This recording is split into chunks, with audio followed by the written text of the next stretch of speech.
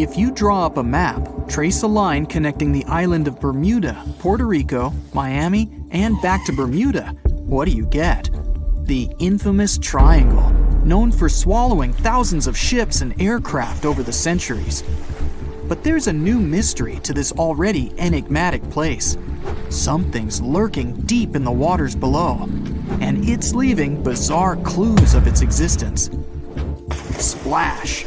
Your submarine hits the water surface. You descend 100, 1,000, 2,000, 3,000 feet. It's getting darker. The sub's walls creak as the pressure grows. Over 1,400 psi. It's like the weight of a grand piano squeezing every square inch of your body from all sides.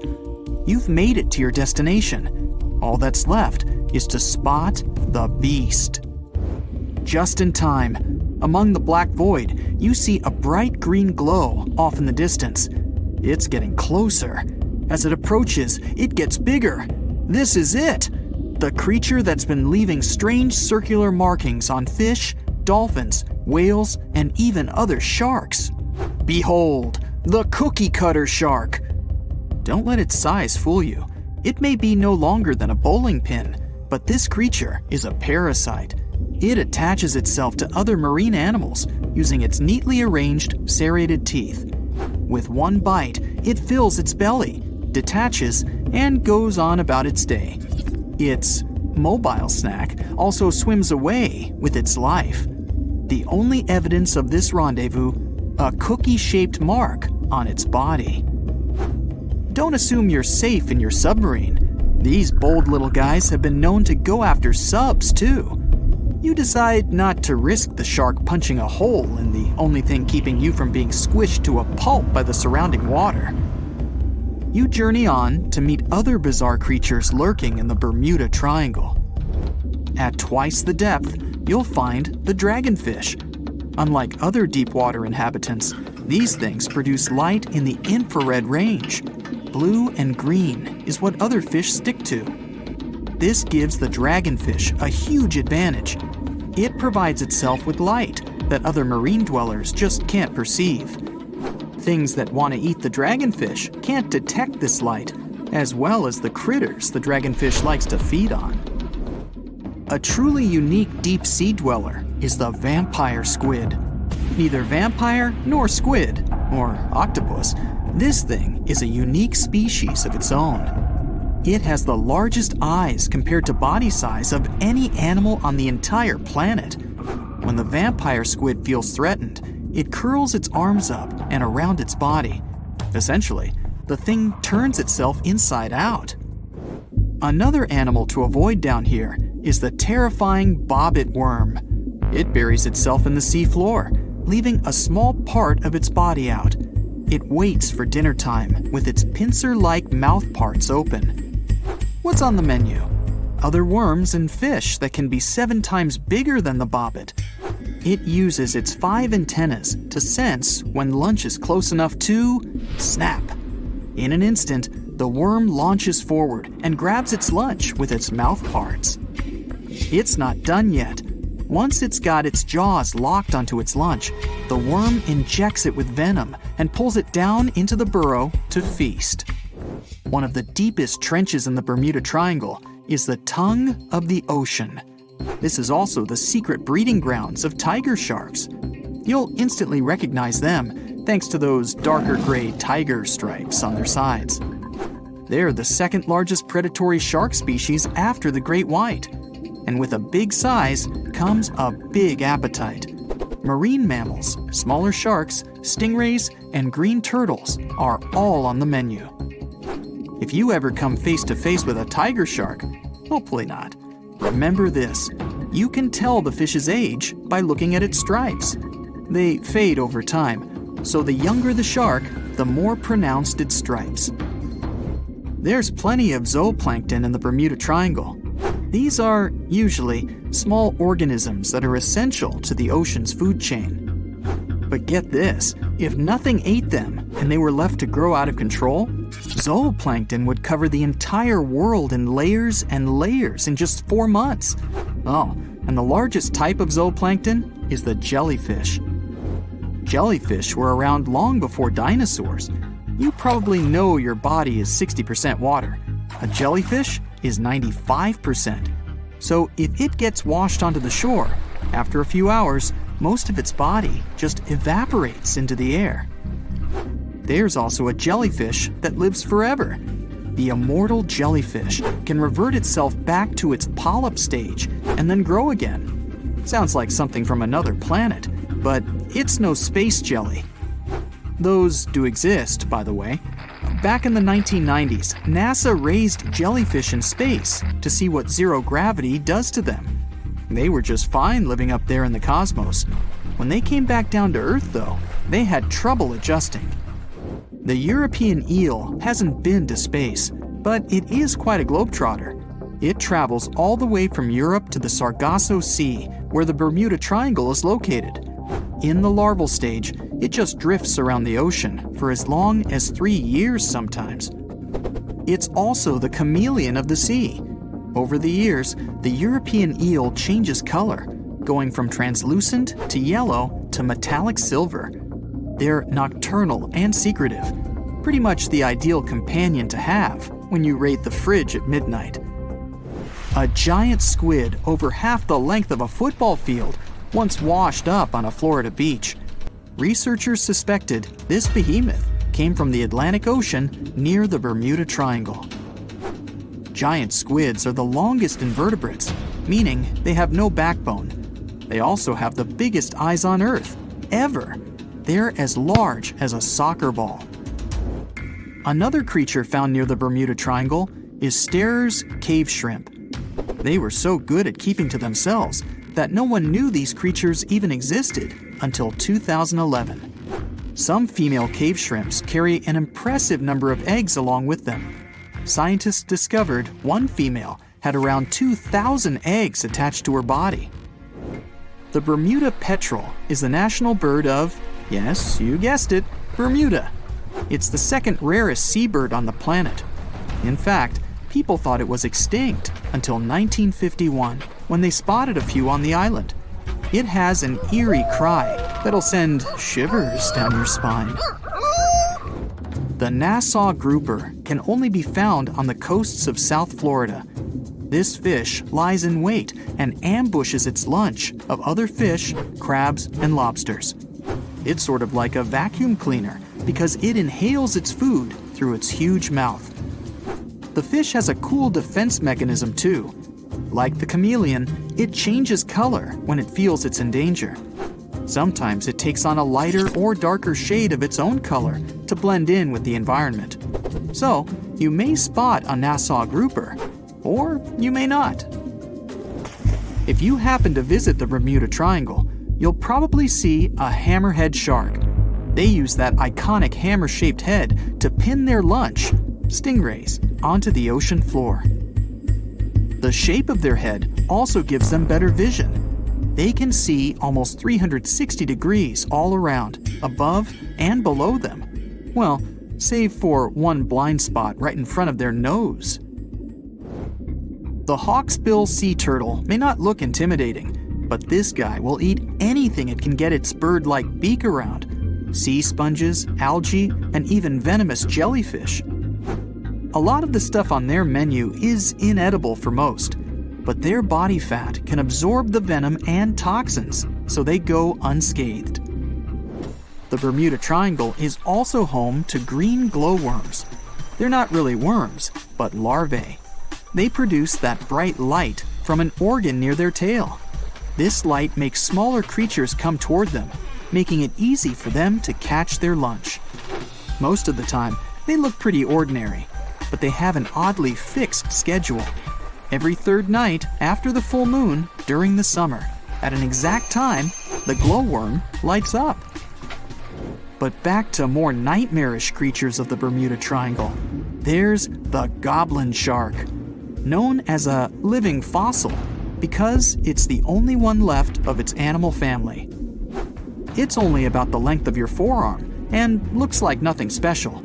But watch closely as its lunch gets too close. Boom! The shark's jaw shoots out of its mouth and grabs onto the unlucky creature.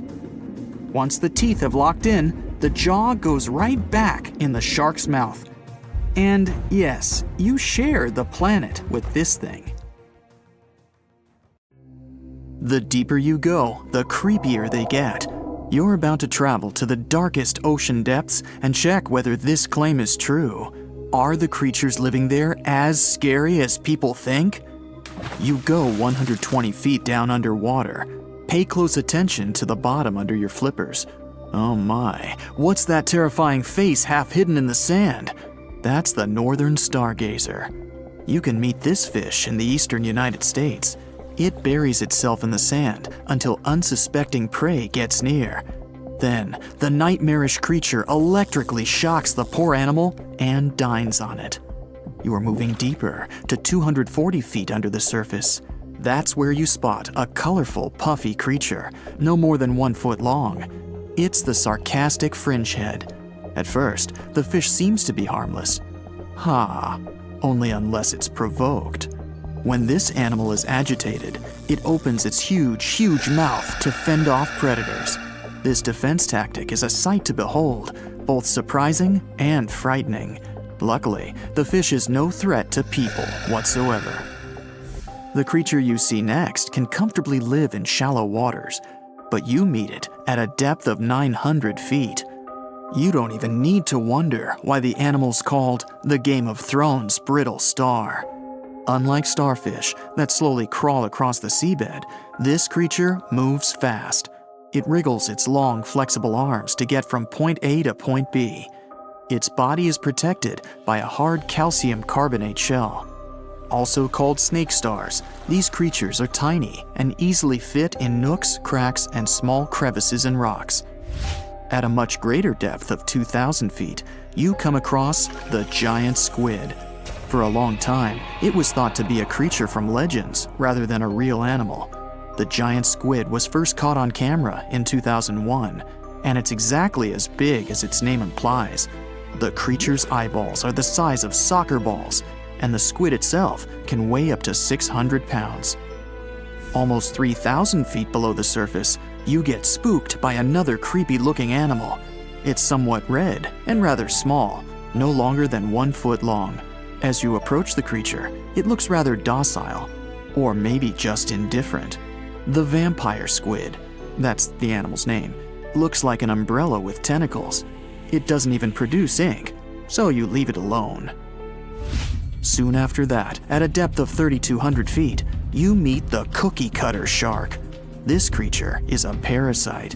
It attaches itself to big fishes, dolphins, whales, and sometimes even people. Then, using its neatly arranged serrated teeth, it gouges out cookie-sized pieces of meat. This nasty glowing animal doesn't grow larger than 20 inches and lives in the ocean twilight zone. At a depth of 3,300 feet, the light becomes a rare and valuable thing. The animals living that far away from the surface have to evolve unusual features to survive. That's how the barrel-eye fish ended up with a transparent head and 2 super-sensitive barrel-shaped eyes. Right now, pretty much like always, they're pointed upward, allowing the fish to see potential prey and you. Almost 4,000 feet below the surface, you see something droopy and saggy. The blobfish doesn't have a skeleton or any muscle. Its jelly-like flesh lets the creature survive incredible water pressure. Despite its appearance, the blobfish is an ambush predator. It usually lies very still on the bottom, waiting for unsuspecting prey to swim by. You go a bit deeper and spot a creature that looks particularly ghastly. The goblin shark senses prey with its snout. The creature's terrifying jaws are attached to elastic ligaments. When some animal comes too close, the shark catapults its mouth forward to catch it. If your mouth could do the same, you would be able to eat things dangling 7 inches away from your face. Even deeper than that, at 5,000 feet, you notice another member of the shark family. The frilled shark looks like an overgrown eel, but its gills are lined with red fringe at the edges, hence the name. The creature's horrifying mouth has 25 rows of razor-sharp backward-facing teeth, 300 in total. The shark prefers to hover in the water, waiting for its prey to come closer. Then, it charges at it like a snake.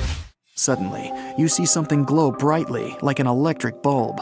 But after coming closer, you recoil in horror. The creature looks like an upgraded eel equipped with oversized teeth. That's the deep-sea dragonfish that can live at a depth of 6,000 feet. Chemical processes going on inside the fish's body produce an eerie red glow. This glow is used to communicate with other fish. At the same depth, you meet another deep-sea inhabitant. Its most prominent feature is its huge mouth. Thanks to it, the gulper eel can swallow its prey whole. Its stomach can expand to a terrifying size when it needs to fit something large. At a depth of 6,600 feet, you come across an angry-looking creature with a fishing rod over its head. It's the deep-sea anglerfish. The animal has an unusual dorsal spine, even though it's worn only by females. It protrudes above their mouth and has a lure on its tip, some luminous flesh that baits prey. The anglerfish has such a big mouth and its body is so pliable that it can swallow animals twice its own size. You're 7,000 feet down when you see another fish that's glowing in the dark. The black dragonfish is a sly creature. It has its light-producing organs arranged along its belly. The spooky creature also has gleaming flashlights next to its eyes. They help the animal find prey and attract potential mates. At the same depth, you also spot an enormous pill bug. But unlike the critter you can find in your garden, this one is at least 20 inches long. That's the giant isopod, and it is, indeed, related to the roly-poly, as well as crabs and shrimps. These creatures may look somewhat scary, but they're harmless. They feast on other deep-sea animals only after those have passed away. At a depth of 13,000 feet, you notice the ocean floor has become a bit fluffy. That's because it's covered with zombie worms. These creatures rarely grow to be more than 2 inches long, and still, they can break down fairly large animals, so strong the acid they produce is. The worms' feathery appearance makes them look like plants, but the truth is, these creatures munch on rock-hard bones of the world's largest animals, such as whales. The grid-eye fish almost scares you out of your mind soon after that. This creature has a pair of large greenish oval plates on the top of its head and no eyes whatsoever. Experts believe that these bony membranes detect light coming from predators, saving the fish's life. You're now 3 miles down below the surface, and that's where you spot something bizarre on the bottom. It's definitely a fish, but it's standing on the ocean floor on 3 long, rigid legs. Ah, it's the tripod fish. Curious rather than scary. This creature has adapted to the almost complete darkness by giving up on its vision. It has to rely on vibration and touch to sense prey.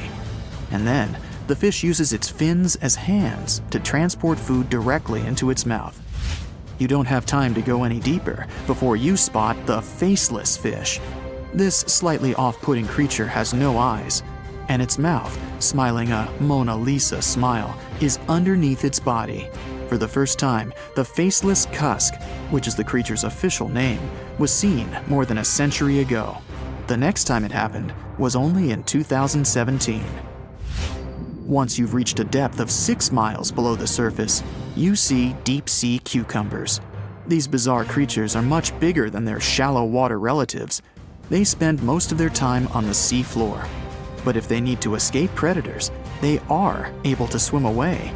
Deep-sea cucumbers have bright purplish coloring, tiny feet, and tentacles that surround their mouths. Cute.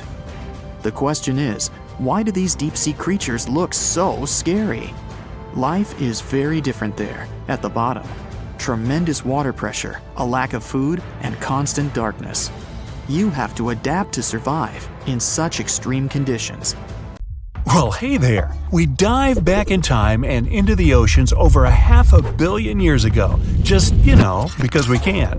Whoa! Watch out! It's not megalodon or giant sea reptiles you need to look out for here. It's a bizarre, unearthly-looking creature called Anomalocaris. The name means unlike any other shrimp. And I think you'll agree, it looks like a nightmarish cross between a shrimp and a modern-day centipede. 2 tentacles protruding from its face, each lined with razor-sharp teeth. Oh yeah, and this thing was about the size of your leg. With a wave-like movement of the flaps on each side of its body, it was graceful for a terrifying creature. It was also more advanced than any other life on this planet at the time. Especially those huge eyes. You have only one lens in each of yours. This giant shrimp had 16,000. That's 4 times more than a common housefly. And you know how good their vision is. Good enough to dodge that swatter every time. All this allowed Annie to become one of the first animals on this planet to feed on others. Yep, here it is. Earth's first hunter. Its favorite meal? Trilobites. Hey, try a bite. Those are the ancient ancestors of crabs. Some of their fossils have marks on them in the same shape as the monster shrimp's mouthparts. Terrors of the past like this got to be so giant thanks to more oxygen in the atmosphere. A perfect example of this, Meganeuropsis. Imagine a dragonfly. Now make it as big as a cat, and with a wingspan longer than your arm. Megan, the monster-sized dragonfly, could easily grab other insects or even small animals, and she ruled the air with quick movements. Back then, there were still no large birds or other airborne enemies for this behemoth bug, so it was safe and free to grow as large as this planet would allow. Piranhas of the past were also jumbo-sized. Mega piranha was about 3 times the size of the river terrors we have today. Its bite force was about the same as a tiger's, and those striped kitties bite down 2 times harder than lions. That means it probably not only dined on other fish and any land creatures that, got too close to the water, but it could also easily crunch down on large turtles and other unlucky shelled creatures. And fun fact, modern-day piranhas bark like dogs when they're about to enter a confrontation. It actually sounds more like a frog's ribbit. But makes you wonder, what did this mega-sized ancient cousin sound like? A bear roaring? How about giant sea scorpions the size of your bed? Go back about 460 million years, and you'd see them swimming under you. And watch out for that tail. Scientists still don't know if these creatures could use it to inject venom like your standard land scorpion, but something tells me I wouldn't want that thing anywhere near me. Then there's this guy, Therizinosaurus. Terry looks sort of like a goose with long arms. Oh, and did I mention this goose dino is about 2 stories tall and longer than a bus? Yow! Its arms make the T-Rexes look even more bite-sized, each 8 feet long, almost triple the length of T-Rexes. And on the end, razor-sharp claws the size of your whole arm. Now, don't worry about those lengthy claws too much, though. Terry probably used them to cut through giant termite nests. So, this huge reptilian goose was more interested in eating bugs and plants. Another mega monster for you, Megatherium. The giant ground sloth could look a giraffe straight in the eye and weighed as much as a hippo. It moved mainly on its hind legs and used its massive tail as support. He had huge paws with colossal knife-sized claws. The sloth could use them to defend itself from enemies and to bend tree branches in search of food. But the biggest danger to the giant ground sloth wasn't dinosaurs or saber-toothed tigers. It was our own species. Yep, humans showed up just in time to meet this fellow and to, eat him up. Titanoboa was a terrifying 50-foot snake, as long as the great megalodon itself. It was also more than 2 times heavier than the heavyweight champion among snakes today, the green anaconda. Crocodiles were a regular on this serpent's menu. Titanoboa could swim 3 times faster than the fastest Olympic swimmer our species has ever seen. It was quicker and more dangerous in the water than outside it. And don't forget the boa part of its name. This massive snake wasn't venomous. Instead, it liked to squeeze. Remember that giant shrimp from earlier? Well, Opabenia looks like its teeny-tiny finger-sized cousin. And instead of 2 toothy tentacles, this thing had a vacuum hose coming out of its face. On the end of that trunk, what looks like a single crab claw. Add 5 eyes and a mouth under its head, and you've got a recipe for something not of this planet. Only it is. This creature used its trunk like an elephant does. Its claw grabbed food from the bottom of the ocean and brought it up to its mouth.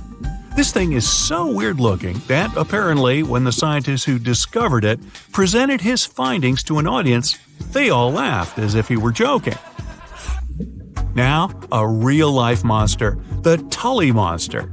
From a distance, it looks a bit like Nessie, that long neck and teeth-lined jaws. But get closer, and you'll see it's more like a long nose with a mouth attached at the end, like a mosquito. Its eyes are further back, sticking out of tubes all snail-like. Tully was an ancient mollusk, about the size of your forearm. It probably dined on jellyfish and shrimp 300 million years ago. Thylacus smilus will put a smile on your face as long as you don't get too close. No, it's not a relative of the saber-toothed tiger. It was a marsupial, making it more related to a kangaroo than anything. And if you compare them to body size, its fangs were actually longer than a saber-toothed tiger's. And they grew continuously. As for that beard on its chin, that's actually all chin. The lower jawbone grew down to a point under the mouth. Those fangs were rooted to the skull, going way back to its eyes. When the mouth was closed, that bony beard protected the long, sharp teeth from breakage. Staganapolis, not to be confused with Minneapolis, might look like a big crocodile with a squished-in snout, but it was mostly harmless.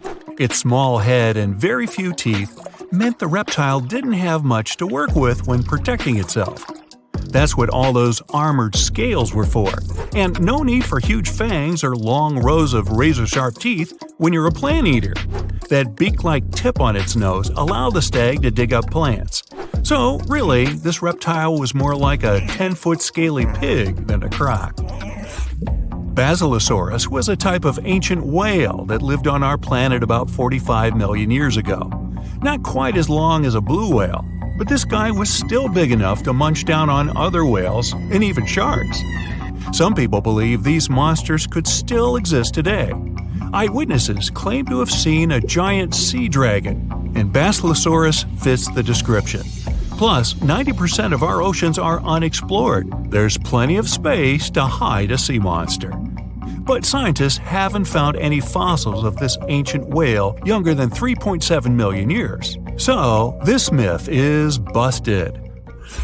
Stegosaurus is one of the most recognizable dinosaurs that ever lived. It can easily be distinguished by those huge spikes on its tail and the bony plates on its back. It was twice as long as a giraffe and nearly 5 times heavier. But compared to its body size, it had the world's smallest brain. It was no larger than a dog's. Pelagornis had the largest wingspan of any bird ever discovered. It was twice the size of the largest bird today, the wandering albatross. Such huge wings made it hard for the bird to take off. It could only do so by jumping off cliffs. And when it finally spread its wings, this giant could only go about 40 miles per hour. The fastest bird today can reach speeds 5 times that.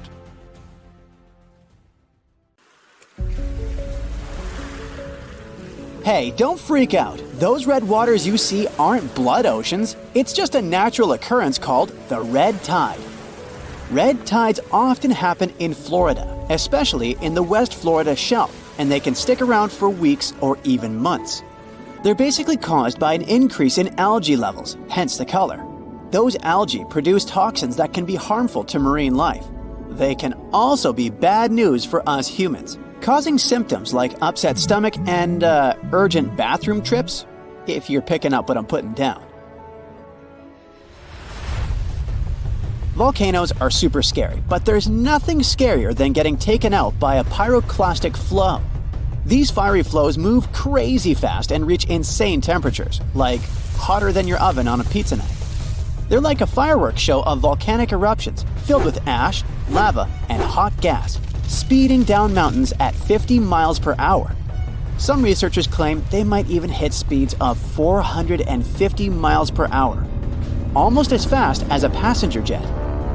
If you're unlucky enough to be in the path of a flow, you're in big trouble.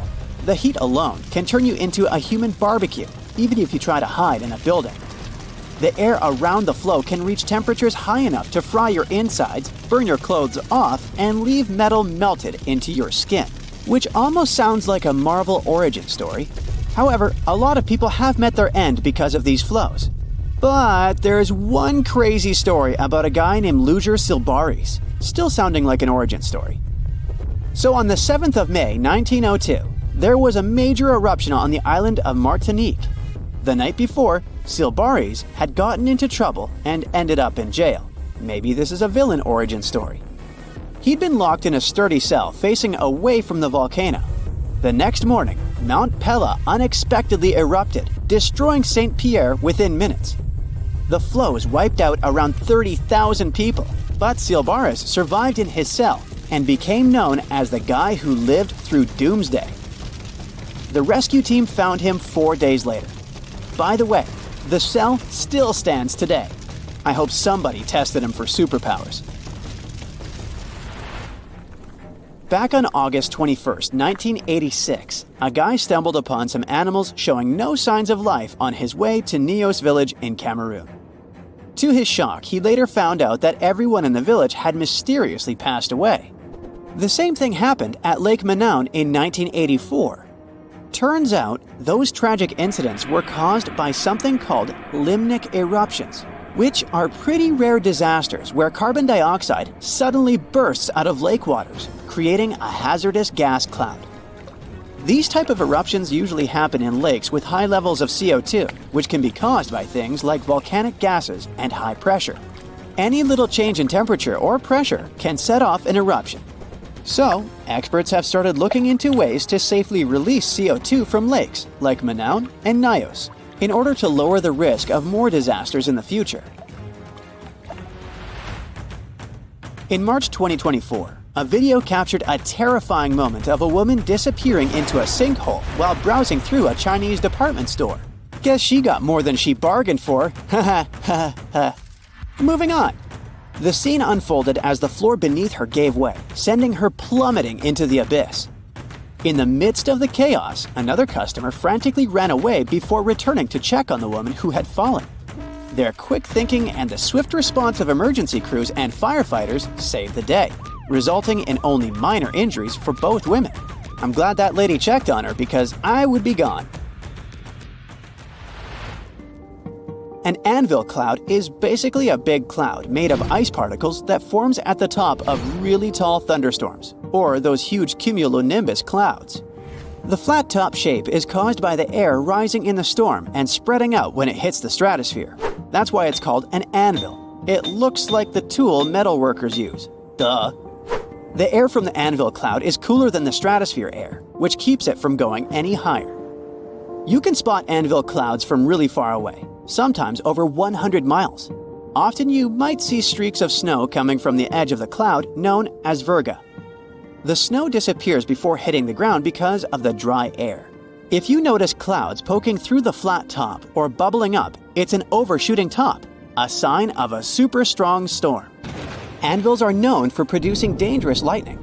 Normally, lightning comes from the bottom of a storm, but anvil clouds can produce really powerful lightning from the top. This lightning can strike out of nowhere, even from up to 30 miles away. So keep an eye on those anvil clouds if you see one forming nearby. Lahars are no joke. They're basically fast-moving, super dangerous streams of rock, ash, and water that come down the slopes of volcanoes. It's important for everyone to be aware of them. Scientists, policymakers, and even us regular folks. By understanding how lahars work and their potential impact, we can try to stay safe when volcanoes start acting up. Saving lives during natural disasters is the name of the game. There are two main types of lahars: debris lahars and mudflow lahars. Debris lahars are full of solid stuff like rocks and ash, while mudflow lahars are more waterlogged and sludgy. Lahars can be triggered by the rapid melting of snow or ice, heavy rain falling on loose volcanic material, or even a crater-like eruption. The volcano's characteristics and presence of water are key factors in how lahars form and move downhill. When lahars come barreling down mountains at speeds of up to 120 miles per hour, carrying loads of debris, it's a recipe for disaster. Unless you have a surfboard, but I doubt you'll have a surfboard on a volcano. Just saying. Also, it won't work. Going to the beach for a sunny vacation is the best. There's nothing like basking in the sun, feeling sand between your toes, and hearing waves crash against the shore. But even though it's all relaxing and picture perfect, always keep an eye on the water and never turn your back on the ocean. You may know about rip currents and tides, but have you ever heard of square waves? It's a real thing, and it can be pretty scary. Square waves, also known as cross seas, happen when two swells meet, forming a unique square pattern that looks like a checkerboard. They can be found along coastal areas, and while they are rare, they can create waves up to 10 feet high and make it tough for boats and swimmers to maneuver. If you find yourself in the water with square waves, you might feel like you're fighting against two different currents. The best thing to do is to not go too far out to begin with, and get out of the water as soon as the waves become too strong. Square waves are more dangerous for boats and ships, so it's best to stick to the shallow waters and stay safe. Whirlpools and maelstroms are powerful natural forces that have scared sailors for years. They happen when certain weather and current conditions come together just right. Most of them are safe if you stay away, but let's see what they really are and how they form. A whirlpool is basically water that starts spinning when two currents meet, or one current hits something solid like a wall. They can be big or small, depending on the speed of the water and waves. Most aren't dangerous, but there are also maelstroms, which are large, forceful, and violent whirlpools, caused by ocean tides and narrow straits. Tidal currents in places like Norway's Saltstraumen and Moxstraumen can create massive whirlpools. Scotland's Corryvreckan whirlpool is one of the world's largest. Other examples of whirlpools can be found in Japan, Canada, and New Zealand. Are they portals? They're definitely not portals. Researchers have recently looked into ancient underwater volcanic eruptions and how they affected Earth's climate. They studied materials from Bronze Age eruptions to learn more about their scale, dangers, and impact on climate. For example, one eruption about 3,600 years ago in the Aegean Sea caused chaos in Santorini. The study focused on this event to understand its importance. By analyzing volcanic deposits, the researchers gained insights into how future eruptions could affect climate. They discovered that sediment waves from shallow underwater eruptions could lead to tsunamis and impact the ocean floor. These findings help us understand how underwater volcanic eruptions relate to the marine environment, which can help us predict climate changes in the future.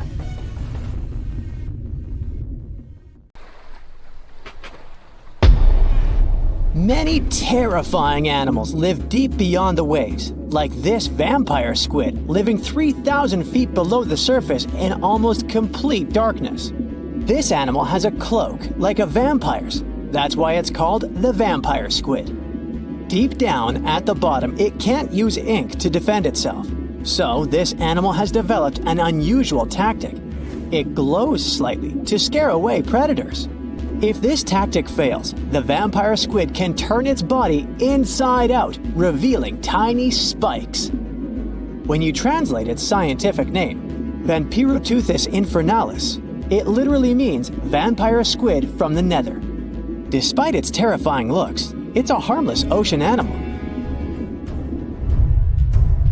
This previous creature was not from space, but this object definitely is. Before Elon Musk found a way to reuse rockets, NASA would simply drop old ones after launching astronauts into space, most of the time in the ocean or deserts. In 2012, Jeff Bezos launched a mission to find the Apollo 11 rocket. They found it by using sonar, but it was in terrible condition. It was sitting on the bottom of the ocean, not far from the predicted site. They were able to rescue the engine and reconstruct two of them. The most famous lost city is Atlantis, but sadly, we still haven't discovered it. However, Heraklion was also just a myth until one British pilot saw something that looked like a city while flying over the Mediterranean Sea. He reported it, and 60 years later, a group of divers went there. They were shocked when they found an entire city underwater. It was loaded with artifacts that could tell us a lot about the history of the place. Now it's one of the best underwater archaeological sites in the world. It's believed that the rising sea caused the whole city to go underwater. The Titanic sank in 1912. The wreck was claimed to be officially discovered 74 years later. In reality, though, a fisherman found the Titanic 8 years earlier while fishing in the Atlantic Ocean. He was pulling out his net when he spotted a head stuck in it. Luckily, it was just a doll's head. Years later, after the fisher had passed away, his son sold the doll to a doll collector. She did a lot of digging and research on every person who had a porcelain toy on the Titanic. She found the owner of the doll. Ava Hart was on the Titanic and had a doll with her. Ava survived the catastrophe by a miracle, but her toy didn't. Hart even wrote about the doll in her journal, and every detail matched the toy found by the fisherman. The tripod fish lives deep in the abyssal zone, around 20,000 feet below the surface. It's adapted to such immense depths and uses its tripod fins to stay still on the bottom. This creature doesn't have big eyes, but even if it did, these eyes would be useless in the darkness. Instead, the tripod fish uses its fins like antennas to detect any movement in the water. This creature doesn't have much luck when it comes to its love life, so it had to develop unique tactics to reproduce. One fish can be both male and female. The next bizarre creature is the lizardfish. It has tons of razor-sharp teeth, a huge mouth, and really big eyes, which it uses for hunting. All this makes the animal look freaky. The lizardfish lives at depths of around 11,000 feet in the midnight zone, where there is zero light. This freak of nature basically eats everything it can fit inside its mouth, from small fish to other lizardfish. On the other hand, when they see other reptile fish, they probably fall in love instead, because finding mates at those depths is not an easy task. Like the tripod fish, the lizardfish can be both male and female at the same time. When you think of a river, you usually picture it on land. Still, nature is quite unpredictable, and it created a river flowing under the ocean in California. It's running at a depth of around 2 miles. This river has everything that an ordinary river has: sunken logs, trees, and rocks. And despite its uniqueness, it's not the only one in the world. There are also others in the Amazon and Greenland. A terrifying creature was discovered near Angola's coast by a remote operating vehicle. It looks like it doesn't have a head or a body. It was sitting at a depth of around 4,350 feet below the surface. After doing research, scientists concluded it wasn't anything from a sci-fi movie. It was just a cluster of siphonophores stuck together. In 2015, some random guy was diving in Caesarea, and something shiny caught his eye. He reached out, grabbed it, and realized it was a gold coin. After that, he examined the bottom and found out that there were many more. He reported the incident to the local authorities, and they concluded that he had found Arabic treasure. The coins were made of solid 24-karat gold and were a few thousand years old, but due to the perfect salinity and temperature, they looked brand new. The coins belonged to a ship carrying cargo. It was caught up in a storm and unfortunately sank. One of the weirdest things ever discovered was found in the Baltic Sea. It's an anomaly that looks as if it was created by a different civilization. It was discovered by Swedish researchers, and they basically had no idea what it was. They had to ask tons of other scientists for their opinions. When you look at this formation from above, it's 200 feet long and looks exactly like a fallen spaceship. It's hard to believe that it's a natural formation, but spoiler alert, it's totally made by nature because the Baltic Sea has gone through many erosions throughout history. Most likely, the bizarre formation is the result of these processes. A group of divers in Madagascar were shocked when they found this 7-foot monstrosity of a knife on the seafloor. The speculation started immediately, and many said that the knife was from some giants that had fought megalodons and lived on Earth thousands and thousands of years ago. That could make a nice story, but the knife is most likely a movie prop that was lost at sea. One of the ocean's most bizarre animals is the frilled shark. It's believed that this fish is the reason for all those sea serpent stories that sea explorers of the past wrote about. These animals live pretty deep in the ocean, but sometimes they can be seen in shallow waters. It's super rare, but possible. The frilled shark has a big mouth sporting around 300 teeth. It also has a long body that looks like a lizard's, and it is truly a unique species of shark. Its prey can be half of its size because this shark's stomach is like that of a snake, and it can swallow huge fish or crustaceans. Spotting a few worms in your garden is no big deal, but after seeing a 26-foot long one in the ocean, you will make your wetsuit a little wetter. This worm is super rare, and it's completely harmless to humans. It's actually not a giant worm. It's a cluster of zooids that are stuck together in a worm-shaped formation. They usually only eat plankton, bacteria, and other tiny things that can be found in the ocean. Probably the scariest thing in the ocean that is 100% real is the magna pinna, which can be found at crazy depths of 20,000 feet below the surface. This monster looks like an underwater Slender Man, but it's just a squid with really long tentacles that can reach a terrifying size of 8 feet. This guy has only been seen a few times, and basically, we don't know much about this creature so far. Going to the beach in winter seems like a good plan. You can have a bonfire, build a sandcastle, search for shells, or swim in the ocean. The vibe might make you overlook the dangers ahead of you. Do you really think through the potential risks of paying a visit to the beach in the winter? The number one risk is waves. You might think it's okay to admire the view on the beach a few steps back from the ocean. Now let me introduce you to sneakers. Not the chocolate bar, sneaker, or with another name, sleeper waves. These are oversized coastal waves. They catch people off guard because they occur without warning or trace. These waves are particularly seen in Oregon, United States. People have been injured and at least 17 people have been swept up into the ocean since 2000. It got more media attention in 2011 when a memorial statue was built honoring the 2 teens faced with sneaker waves in Oregon. So, how come these waves are so dangerous? It's about their nature. They come out of the blue. With big waves, you see them coming or growing big. Plus, they form in the ocean and come towards the beach. These waves appear near the shore. It leaves less time for you to run to a safer spot. Okay, most of the time, they're not huge, as would be seen in apocalyptic movies. Yet, you can never know what nature holds. Maybe you remember this example from Mavericks. In 2010, a crowd was watching the surfing competition.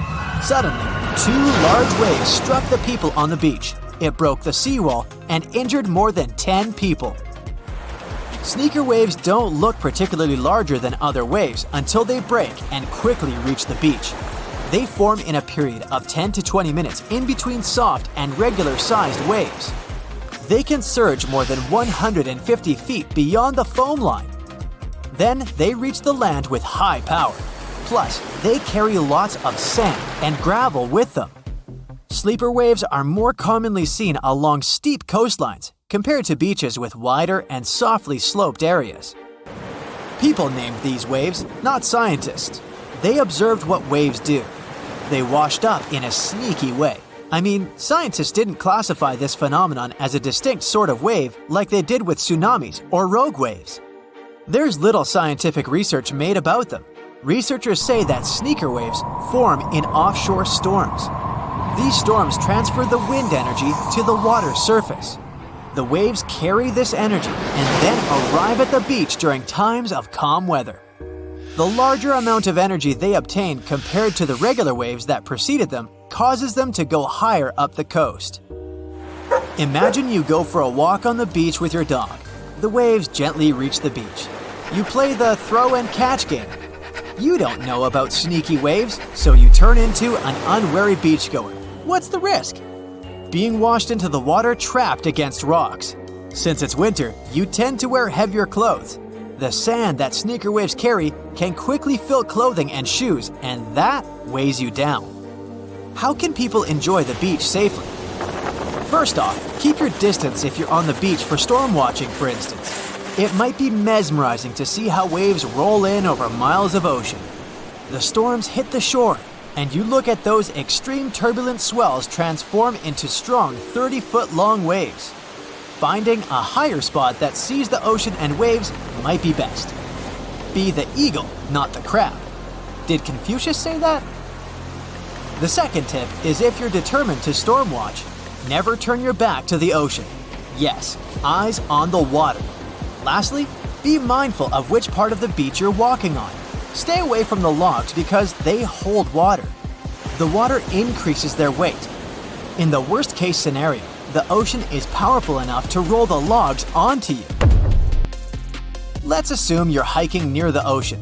Use the designated trails because park authorities determine them as the safest roads possible. Going off-route can sound charming, but it can be dangerous for you and harmful to the ecosystem in the surrounding area. Now that you know where to walk, you can keep your eyes open about the geological stuff. Like the rocks can be slippery, erosion can rip them off. Yeah, it's better to avoid walking near bases of cliffs and bluffs. You'll never know when a natural phenomenon will occur. It might sound a little extreme, but you may want to check the tsunami evacuation routes of the area you're visiting. Tsunamis are hard to predict, but tides aren't. Tide tables are available online. This natural phenomenon looks harmless, yet it can isolate rocks from headlands and the shore. You probably don't want to find yourself with soaked wet clothes in the ocean for no reason. Climbing up onto the logs might not be the best idea either. Sure, they look heavy and sturdy when you're climbing, but even the smallest wave can take you like a leaf flying in the air. Not just logs, but also jetties are tricky. Sudden waves can make you lose your balance, and you can collapse. Let's return to the scenario where you and your dog are walking on the beach. This time your pet sees shorebirds and chases them. Birds could be there for foraging or roosting. Your dog could interrupt their chill zone. They can lose their energy reserves. Can you bump into creatures hiding under the sand? Some sorts of creatures can be dangerous for you. Better not to poke someone's home. Take a look at this one. It's a horseshoe crab. This one looks scary, yeah, but it's safe as long as you don't step on its spines.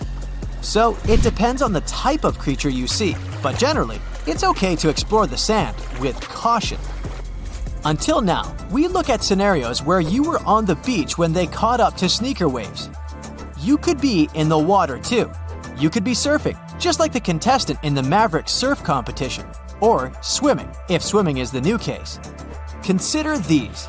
The temperature is lower, the waves are crazier, and there are probably no lifeguards there watching you in the winter.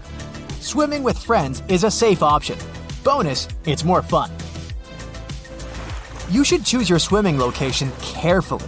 Are there dangerous rocky areas? Can you easily go out if there's some sort of emergency? Know your spot. For that, you should check the weather too.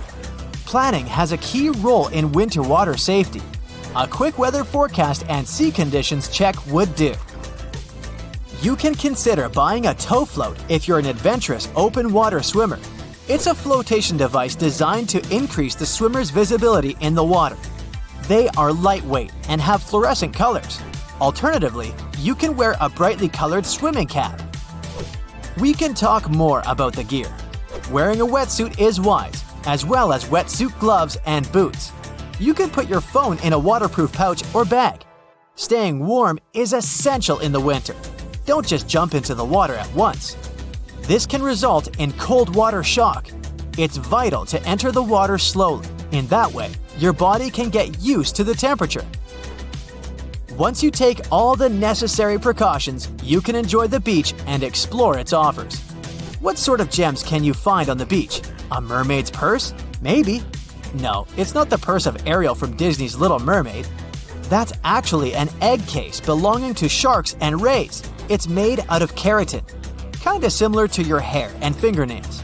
These purses are the place where the embryo grows. The egg hatches and the cases are carried away with the water to the beach. If you want to find one, you can look at the area near the seaweed. Have fun while searching for it! Now, I'm ending this video with a quick joke that's suitable for the cold weather of winter. What did the ocean say to the beach? Nothing. It just waved. It was one of the biggest creatures ever to roam the earth. It was longer than your average school bus and could easily weigh more than 10 elephants combined. But where did it live? How did it end up having this size? And most importantly, why is it extinct nowadays? Let's find out. The megalodon was the largest predator ever known in our planet's history. In terms of its location, the megalodon lived practically in all waters on our globe, except near the poles. The reason why there were no megalodon teeth found in Antarctica is probably that the gigantic creature adapted to only warm tropical and subtropical waters. The younger ones liked to keep to the shores, while full-grown adults preferred coastal areas, but they could easily move into the open ocean as well. How do we know the megalodon was so widely spread? We can only presume, based on the fact that they discovered the most northern fossils off the coast of Denmark and the most southern in New Zealand. The discussion of how the megalodon got this size is still open in the scientific community. They recently found out that not all the specimens from this fascinating species reach the same huge size. This has to do with a little something called the Bergmann's rule, which says that the temperature of the surrounding environment affects the animal's body size because they either need to conserve or shed heat. The megalodons that reach cooler waters probably needed more body weight to make sure they survived in low temperatures. On the contrary, those living in warmer waters had to be smaller to avoid burning up. But what did this enormous fish look like? Most modern depictions show the megalodon resembling an enormous great white shark. But well, it seems it may not necessarily be correct. The megalodon likely had a much shorter nose and a flatter jaw that looked almost squashed when compared with a great white shark. It also seems to have something in common with the modern blue shark: extra long pectoral fins. They needed these to support their weight and size while navigating the planet's waters. Lastly, the lady megalodons, seem to have been about twice as large as the gentlemen. As for their offspring, even a small megalodon was enormous, at least 6.5 feet from nose to tail. How do we know that? Because specialists have stumbled upon megalodon nursery habitats in Panama, Maryland, the Canary Islands, and Florida. Even the piles of used diapers were enormous. Nah, not really. Surely the scariest aspect of the megalodon's looks was its mouth. I mean, think about it. Megalodon had whales for dinner, so it obviously needed to open its mouth wide enough. Scientists have estimated that its jaw would span a mind-boggling size, 9 by 11 feet wide. Just to paint you a better picture, that means it could have easily gulped down 2 adult people side by side. Wait, which 2 adults? Those impressive jaws also feature 276 teeth.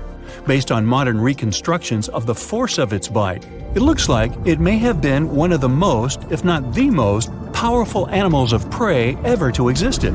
For comparison, humans can have a bite force of around 1,300 newtons. Today, great white sharks have been estimated to be able to bite down with a force of over 18,000 newtons. The megalodon tops all the records, with an estimated power of bite up to 10 times greater than that. It could basically crush a car with very little effort. Its teeth were also pretty amazing. Similar to sharks, the megalodon was fast in replacing its broken or worn teeth. With 4 or 5 rows of teeth in its mouth, it basically acted like a conveyor belt, growing back damaged or missing teeth within about 48 hours. This means that an adult megalodon probably would have grown several thousand teeth throughout its lifetime. It was nice of them to do that, though, since it's probably one of the reasons why megalodon teeth are so common in fossil records, and we're able to study them properly. To maintain its impressive physique, the megalodon had to eat somewhere around 2,500 pounds of food per day. Can't wrap your head around that? Well, it was the equivalent of 1¼ cows per day to survive. It's like if you had to eat 3,300 cans of tuna every day. I've used the word megalodon a lot, but have I mentioned where it comes from? When translated from Greek, it means giant tooth. Ah, those clever Greeks. However, this giant shark's full scientific name is a bit more complicated: Carcharocles megalodon. But are these gigantic predators actually extinct? We tend to believe so, but let's be honest for a second. We've come to know more about the surface of Mars than the depths of our oceans. Like, we've only explored 15% of our oceans altogether. Who knows what may be lying out there in the deep? Maybe some ancient predators? The Mariana Trench is the deepest oceanic trench on Earth. The Challenger Deep, its deepest part, is so deep that you could dip the whole of Mount Everest in there and it would still be over a mile above the surface. That's deep. If a megalodon or two ever needed a place to crash, that would be a discreet enough location. However, the Mariana Trench is not a particularly comfy place to be in. Because it's cold and steeped in total darkness and all. The temperatures here are around 36 degrees Fahrenheit all year round. And to top it all off, the pressure is 1,000 times stronger than at sea level. So it's safe to assume that if any megalodon is hiding in here, its teeth and bones might not be looking so good. Because of the intense pressure here in the Mariana Trench, proteins and calcium start to dissolve and disintegrate. That's why, for example, the Haddell snailfish, the deepest dwelling fish we've discovered, has evolved to feature flexible cartilage instead of bones. To survive here, the megalodon would also need to learn to navigate in complete darkness. That means it would have to either become luminescent or evolve to grow massive eyes like the giant squid. While it may sound like an intriguing and good idea for a movie script, most scientists don't think it's possible. Why? Well, most of them say it's because of the megalodon's size. Most foods that megalodons like to eat live in shallow ocean areas and not in the deep, deep sea. Specialists believe that if these animals were actually still roaming our waters, there's no way we wouldn't know about it. They would need to come up for dinner every now and then, right? Their food is also the most likely cause of why the megalodon is not alive anymore. While some specialists believe the megalodon became extinct because of a drop in the ocean water temperature, most scientists suggested that the shifting food chain dynamics may have been more to blame. Why? Because at some point, there was less and less of its primary food source, baleen whales, and at the same time, the numbers of its natural competitors, like smaller predatory sharks like the great white shark and whales, increased. The megalodon did live on this planet a lot more than we did, and way back when we didn't even exist yet. They were here for nearly 70 times longer than we, modern humans, have, inhabiting the oceans for around 20 million years. Homo sapiens appeared around 300,000 years ago. The megalodon managed to survive for so long mostly because of its unbeatable size. I mean, they can make a meal out of almost everything in the sea at the time. We may think about both of them as prehistoric creatures, but the megalodons and the dinosaurs never coexisted on Earth. The dinosaurs probably died out about 66 million years ago. Megalodons seem to have appeared a bit later. That's because the oldest megalodon fossils we have yet discovered are from the Miocene epoch, which began 23 million years ago. So long, Meg! In the past 30 years, scientists have made an incredible discovery of a new creature living deep beneath the surface of the ocean. And the name of the creature is the harp sponge. Now, if you're wondering why it took so long to come across this animal, then I might have the answer. These creatures typically hang out at a depth of roughly 11,100 feet beneath the ocean's waves. This sponge species was first discovered off the coast of California thanks to a robot that was sturdy enough to explore those crazy depths the ocean has to offer. This is no doubt an area of the planet where even the most benign-looking creatures can be potentially dangerous. But even scientists were surprised to find that this creature was more than just a sponge. Now, this might seem obvious, but the harp sponge got its name because its basic structure, referred to as a vein, is the same shape as a harp. Each vein is made up of a horizontal branch supporting several parallel vertical branches. But don't let the harp sponge's fanciful and amusing appearance or its non-intimidating name fool you. Yeah, the harp sponge is very much a deep-sea hunter. It has a unique ability to capture and envelop small animals using its rhizoids, short, thin fibers. With their help, the harp sponge clings on to the soft muddy bottom and catches tiny creatures that get swept into its branches by deep-sea currents. Uh-oh. Other sponge creatures often feed by pulling bacteria and bits of organic matter from the seawater and filtering them through their bodies. But not our harp sponge. Instead, it snatches its future meal with minuscule barbed hooks that cover each of the harp sponge's branches. Now, harp sponges prefer tiny crustaceans like crabs, crayfish, shrimps, and prawns. Once the harp sponge has one of them in its clutches, it envelops the animal in a thin membrane before slowly beginning to digest it. So, pal, what's eating you? Oh, Harpo? Too bad. Researchers believe that harp sponges use this method of feeding because there aren't enough nutrients that deep down. This makes traditional filter feeding less effective. Research has shown that the creature is still in the process of evolving. Early harp sponges, researchers found, only had 2 veins, but later, scientists discovered other harp sponges that had 6 veins. The harp sponge might have evolved this elaborate candle holder-like structure to increase its surface area. In general, harp sponges typically grow up to a length of 1 foot, but researchers have seen a creature that was 2 feet in length. The harp sponge is not only very unusual, but also beautiful to look at. See those tiny white balls on top of the branches? Now, why don't we look at some other creatures that live below the photic zone of Earth's oceans? The photic zone means the area beneath the ocean's surface that still receives some sunlight. Thanks to this, there are loads of different creatures and organisms living there. Any animal living beyond this layer qualifies as a deep-sea creature. The Tomopterus worm is a segmented worm you can find in the twilight zone of the ocean. This is the area that lies between 650 and 3,300 feet beneath the surface. These creatures are often no more than 1 inch long, but the largest of them can grow up to 1 foot. While swimming around and feeding, these worms do what researchers describe as an amazing smooth dance. That's because the creatures can swim extremely quickly and maneuver at tight angles with ease. Now, I know most people hear the word worm and think of the common earthworm, so it's quite interesting to know there's a deep-sea worm out there that never leaves the water during its entire life.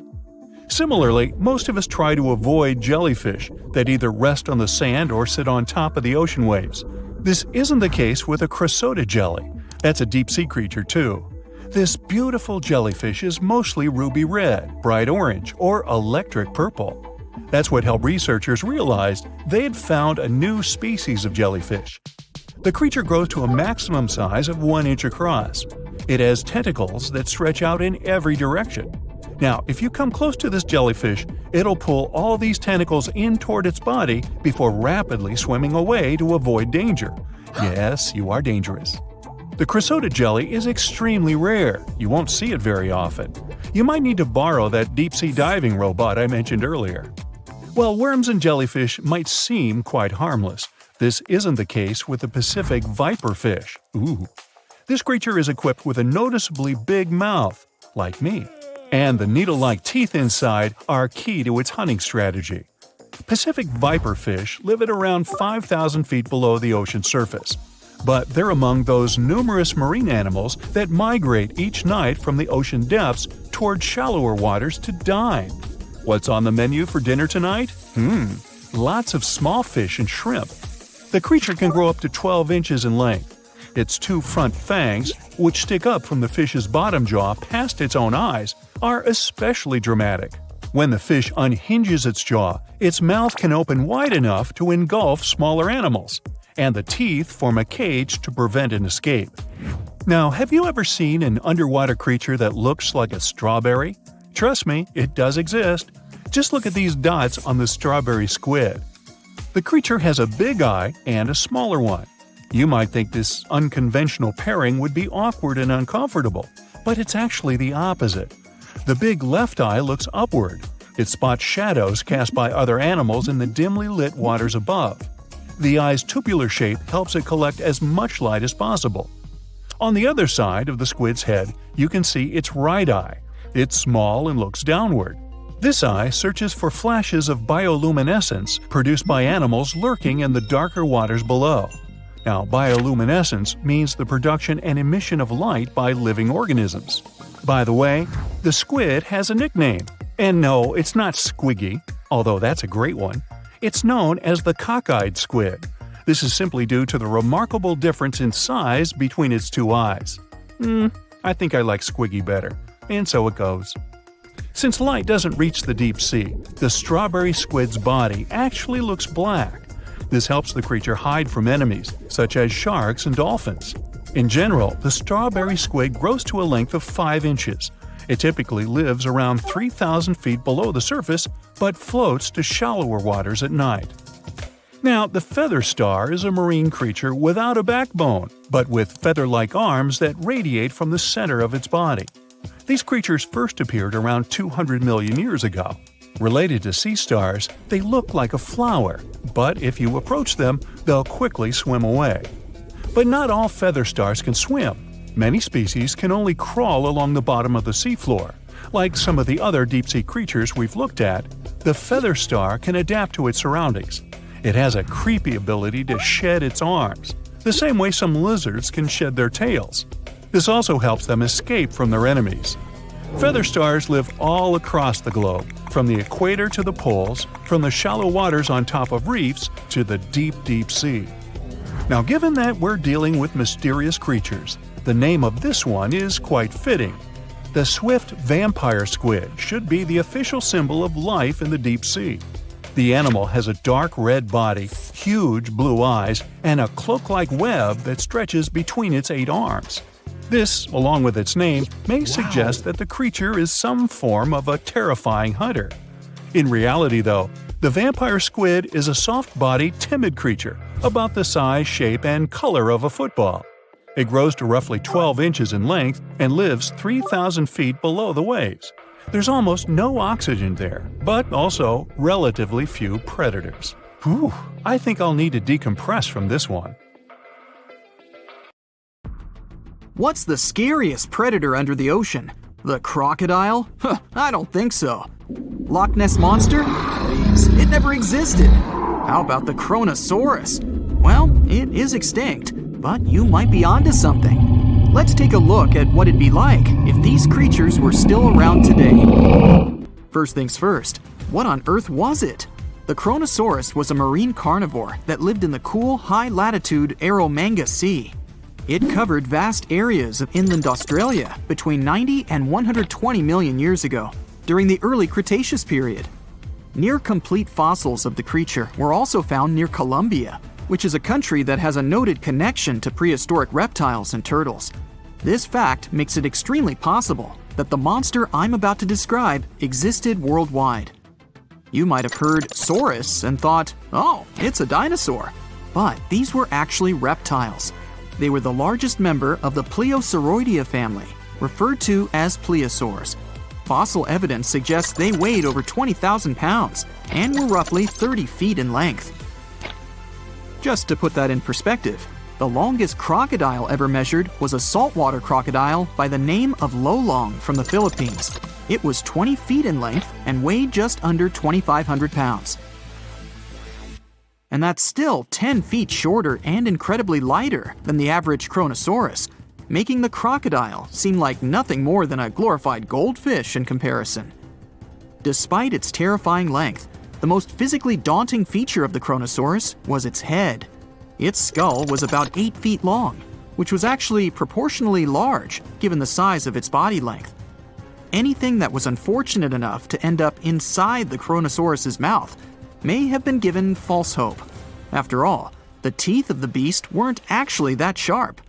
On second thought, I take that back. I wouldn't feel confident around a toothless snake, let alone being inside the mouth of this monster. But it's true that the Kronosaurus's teeth weren't sharp, especially when compared to other carnivorous reptiles, such as crocodiles and alligators. The teeth of this prehistoric sea creature were instead conical. This means that they were cone-like in shape. Unfortunately, this lack of sharpness didn't make them less dangerous. The teeth were enormous and could be up to 12 inches long from the crown tips to the bottom of the roots. This obviously meant that the Kronosaurus had an extremely powerful bite. It was estimated to be up to 30,000 newtons, which is almost twice as powerful as the bite of a large saltwater crocodile. Because of the bluntness of their teeth, they weren't suited for twisting their prey once in their grasp, but the size and shape of the teeth made them perfect for simple open and shut biting. They would have had no problem crushing hard objects such as the toughest of shells any sea turtle could offer. Just like crocodiles, the Kronosaurus is believed to have had a short neck. This may have been an adaptation to allow the beast to successfully catch small, evasive animals. Their body, in general, was fusiform and streamlined. This means it was narrowed at both ends and had very little resistance to the flow of water.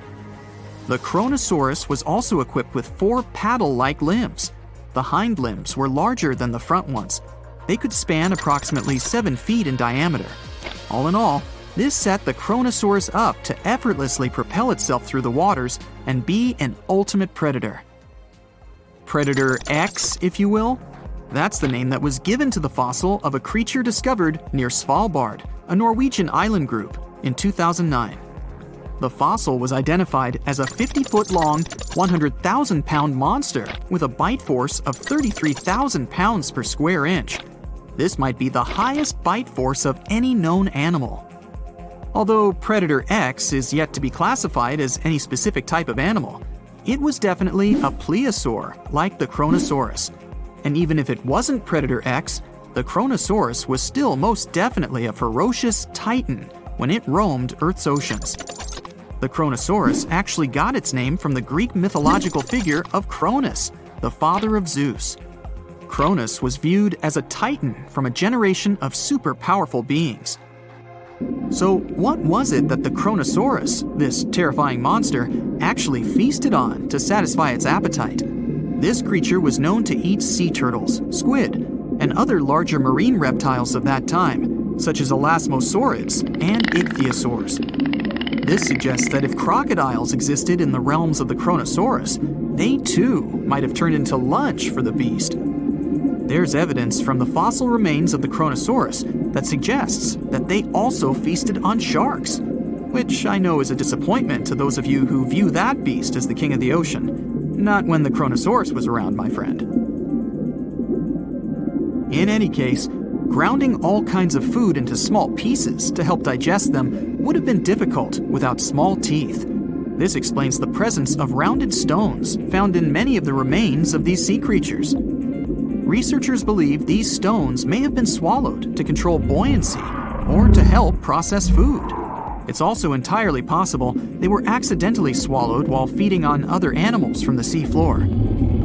As if the Kronosaurus even needed to be a meanie with its already existing power and size, there's also evidence to suggest that it indeed might have been. It turns out that after using all its impressive attributes to catch its dinner, the Kronosaurus first liked to play with its food, like a cat does with a mouse. I guess since the hunt was so easy for them, they needed to get their fun from somewhere else. Well, I think now you should have a good idea about these creatures.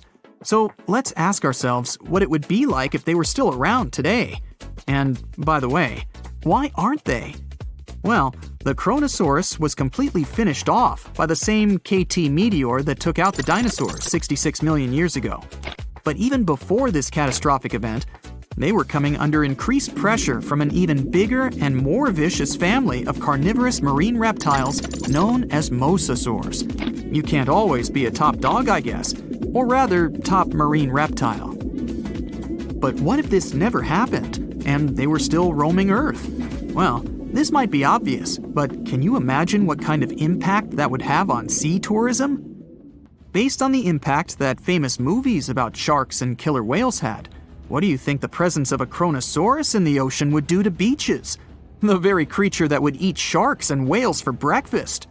Beaches would certainly become a great place to go for a quiet walk, because nobody else would even be there. And what about such activities as boating, surfing, and scuba diving? You think anyone would dare try them, knowing that this 30-foot beast could be lurking beneath them? Let's give humans some credit and assume most of them wouldn't.